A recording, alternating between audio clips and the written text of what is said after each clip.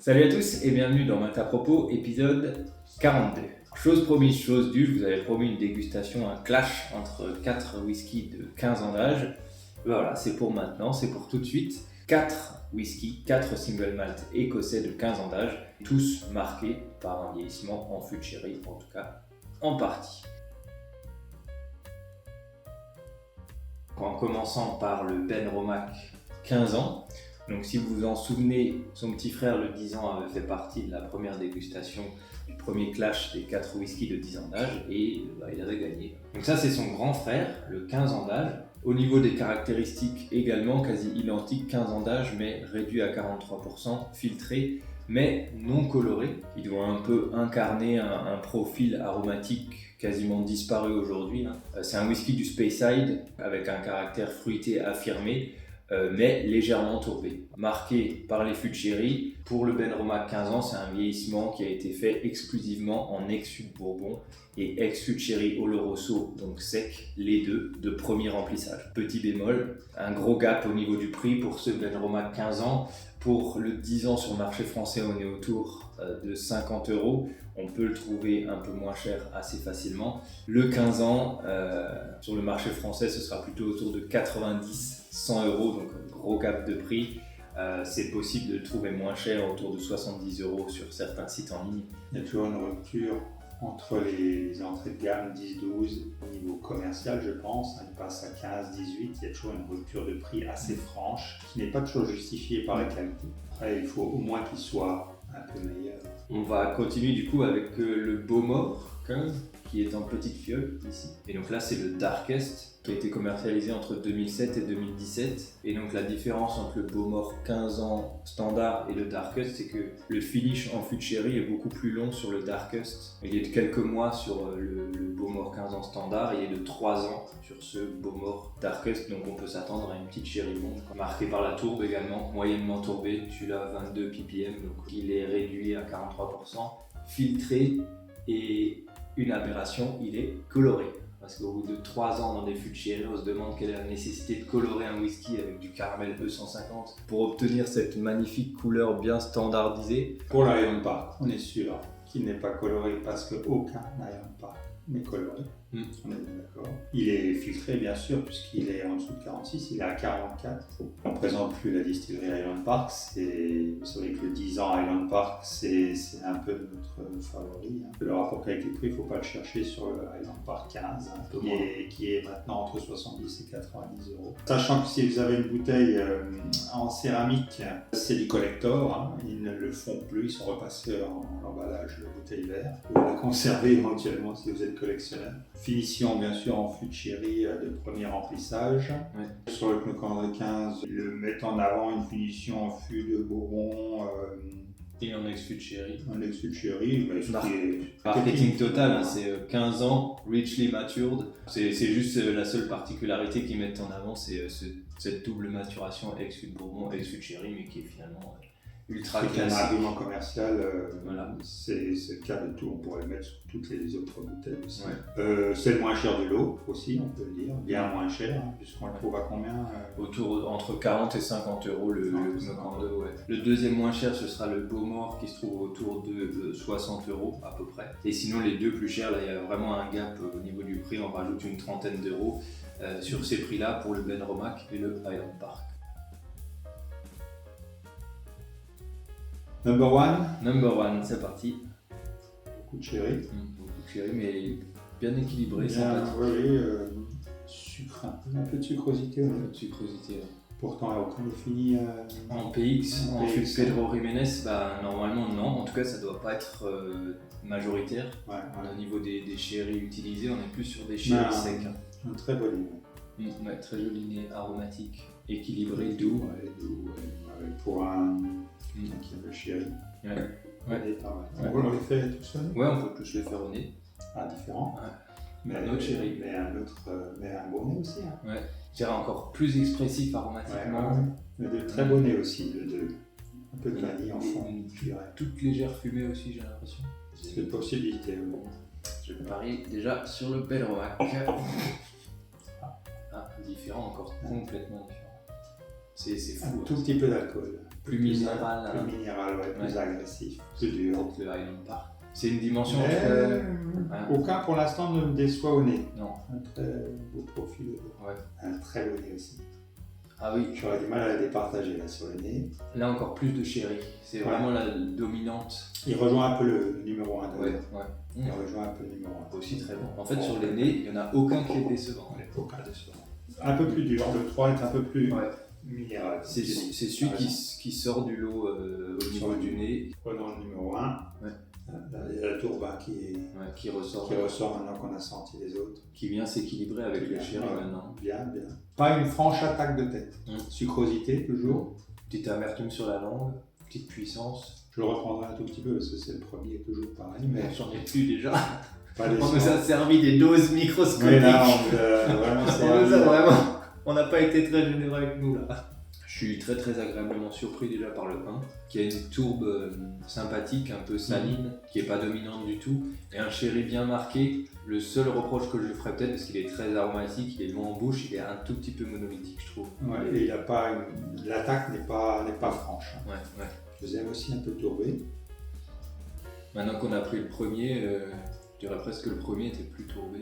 Un peu plus expressif que le premier. Très marqué par le sherry, Très marqué par le chéri. moins de sucrosité, plus complexe, plus fin. Tout à fait. Il attaque tout de suite, contrairement au premier, qui était un peu faible à l'attaque. Celui-là attaque bien et se prolonge aussi. Pas décevant non plus. Non. Dire là, on est vraiment sur du bon, très bon. Alors là, c'est un nez différent. C'est un désagréable, mais différent des deux premiers. Ouais.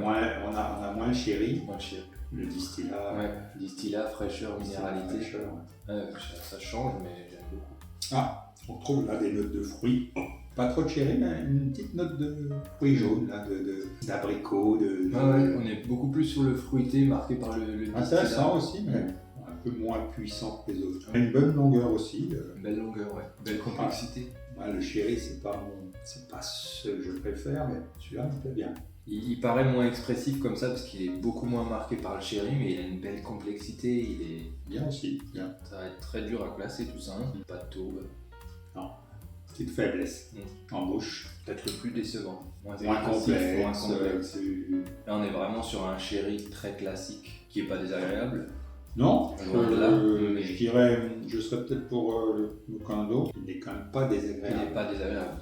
Au nez, surtout. Il manque juste un tout petit peu de caractère. Bon, on va juste les reprendre un peu dans le désordre.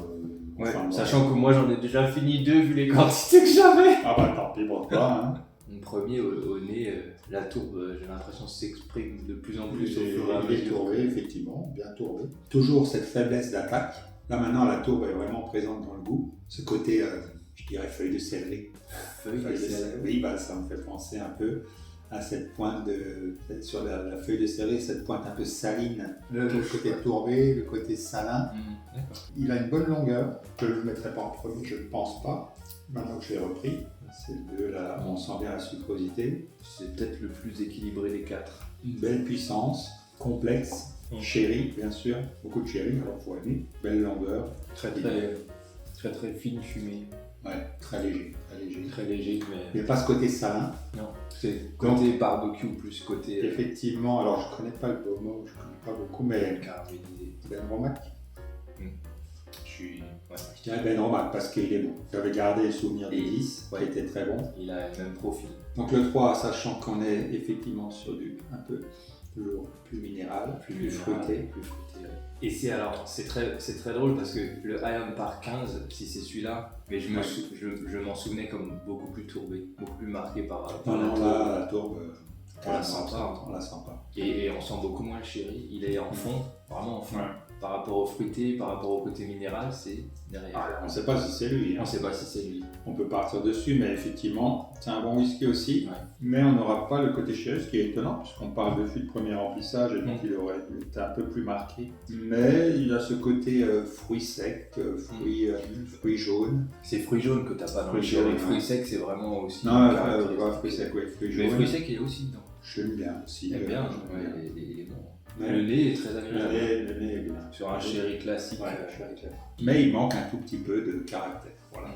Disons que c'est un whisky de tous les jours. C'est un whisky qui se boit très Tous très les facilement. jours. Maintenant, si c'est réellement le Clocando équivaut à la moitié du prix, pas une mauvaise affaire. Pour 40 euros, 40 euros au supermarché, c'est bien. Finalement, ça sera quand même assez facile à classer. Ouais.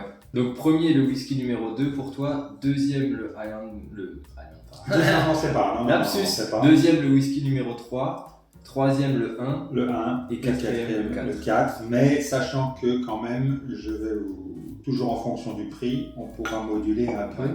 Et ben j'ai exactement le même classement. C'est vraiment les 2 et 3 se détachent. Je mettrai une légère avance sur le 2, effectivement, très très légère avance sur le 2 par rapport au 3 qui me plaît beaucoup aussi. Au niveau de l'identification, moi je pars sur Bowmore en 1, Benromac en 2, Highland Park en 3 et Knocando en 4. C'est bien la première fois qu'on est d'accord sur tout. Ouais, c'est vrai. Et sur le classement et sur l'identification. Maintenant, est-ce qu'on a raison sur tout? Le numéro 1, je te le montre pas comme ça, le suspense est là. Tu avais dit Bowmore. Tu as raison. Yes. C'est Bowmore. Numéro 2. Benromac. Ah, on va avoir 100%, c'est sûr. Numéro 3. Highland Park? Non. Sérieux? Locando. Ce qui explique peut-être le fait que le sherry soit pas présent. Parce que j'avais trouvé bizarre effectivement que le sherry ne soit pas là, alors que j'avais dit premier remplissage, merde. Ouais. On devrait sentir plus de sherry. Grosse surprise. Hein. Et non, le 4, Highland Park, qui, pour une fois, on va pas féliciter Highland Park. Ah oui. Parce que pour 70 à 90 euros, acheter le 10 ans. Ah, très très grosse surprise, là, j'étais quasi sûr de moi à 100% là. Ah ouais. Donc je reprends le premier qu'on avait mis en troisième, le Bowmore. Le deuxième, donc, c'est le Benromac qui est classé premier. Ça y est, Benromac arrive quand même avec le 10 et le 15 ans chaque fois en tête. Alors je vous promets qu'on n'a absolument pas d'intérêt chez Benromac. Parce qu'en plus, c'est quelque chose qu'on a découvert quand même assez récemment. Ouais, c'est vrai, ouais. Superbe affaire au final. Mais au final, très bonne affaire parce qu'il est bien équilibré. Cette note de fruits jaunes, intéressant. Et en dernière, grosse déception pour le Highland Park, qui est quand même cher. Cher, oui. Et qui manque cruellement de caractère. Benromac, écoute, je crois qu'il va falloir qu'on creuse un peu cette distillerie qui nous fait des bonnes surprises. Le 10 ans était vraiment à 50. Le 10 ans est autour de 50, ouais.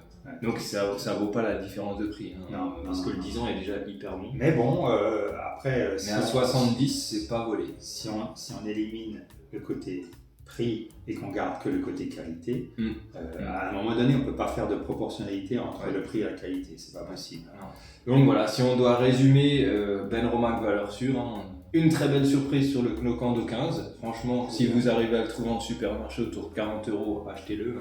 Bowmore, c'est quand même, ça se tient. Rien d'exceptionnel, mais pas de déception non plus pour Bowmore. Et par contre, pour une fois, on ne recommandera pas Highland Park. Non. Unanimement dernier de cette dégustation. En tout cas, c'était encore une très belle dégustation.